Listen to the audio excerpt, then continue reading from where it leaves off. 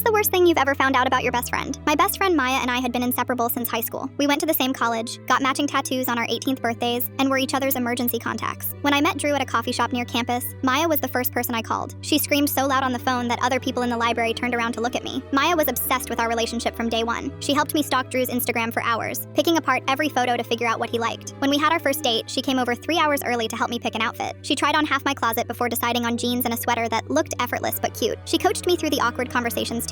When Drew and I were doing that weird dance around defining what we were, Maya spent an entire Saturday helping me practice what to say. She even wrote down conversation starters on index cards and made me rehearse them until they sounded natural. After Drew and I got engaged, Maya cried harder than I did when she watched the proposal video. She immediately declared herself wedding planner and maid of honor without me even asking. Not that I minded. Planning a wedding seemed impossible, and Maya loved that stuff. We spent every Friday night for months sitting on her couch with wine and wedding magazines. Maya would tear out pages and make piles for flowers, dresses, and decorations. She joked constantly about how she was basically marrying Drew too, since she was so involved in everything. She even made a shared Pinterest board called Maya and Lena's Dream Wedding, where she pinned ideas faster than I could look at them. Maya insisted on coming to every vendor meeting. She negotiated with the florist, tasted cake samples, and even helped pick the song for our first dance. Sometimes I felt like a guest at my own wedding planning, but Maya was so excited that I didn't want to hurt her feelings. 3 weeks before the wedding, I was lying in bed scrolling through Instagram when a message popped up from an account with no profile picture. The username was just random numbers and letters. No introduction, just 3 screenshots. The first one made my stomach drop. It was Maya kissing Drew outside a bar downtown. The timestamp showed it was from 2 months ago, right after we'd finished addressing wedding invitations together. The second screenshot was a hotel reservation confirmation. Drew's name, 2 guests, from that same weekend when he told me he was visiting his brother. The third screenshot destroyed everything. It was an email thread between Maya and the courthouse downtown. She was asking about marriage license requirements and appointment availability. The date? 3 days after my wedding was supposed to happen. My hands were shaking so hard I could barely hold my phone. I called Drew's office. His secretary said he'd taken personal time off starting that morning. I called his cell and it went straight to voicemail. I drove to Maya's apartment and used the spare key she'd given me years ago. The place was completely empty. Not just cleaned out, empty. No furniture, no clothes, nothing. Even the Pinterest printouts we'd hung on her fridge were gone. I sat on the floor of her empty living room and called my mom. She had to come pick me up because I was crying too hard to drive. Later that day, I found out Maya had already copied everything from our wedding plan. She posted it on her private Instagram story. The same dress style I'd ordered, the same flowers we'd picked together, even the same song we'd chosen for the first dance. The caption said, "Finally marrying my soulmate," with heart emojis. Drew texted me once from a number I didn't recognize. All it said was, "Sorry it happened this way. We're moving to Portland. Don't contact us." Then he blocked me on everything. The venue wouldn't refund any money since it was less than a month out. My parents tried to sue them both, but Drew had already quit his job and they'd both disappeared. Maya's Instagram went private and she blocked everyone we knew. I never got an explanation, never got closure. Maya had been planning this for months while sitting on my couch, drinking my wine and pretending to care about my happiness. While I was picking centerpieces, she was picking dates to steal my entire life. The worst part wasn't even losing Drew. It was realizing that every moment of excitement Maya had shown, every squeal when we found the perfect flowers, every tear during the proposal video, all of it was fake. She'd been acting for months.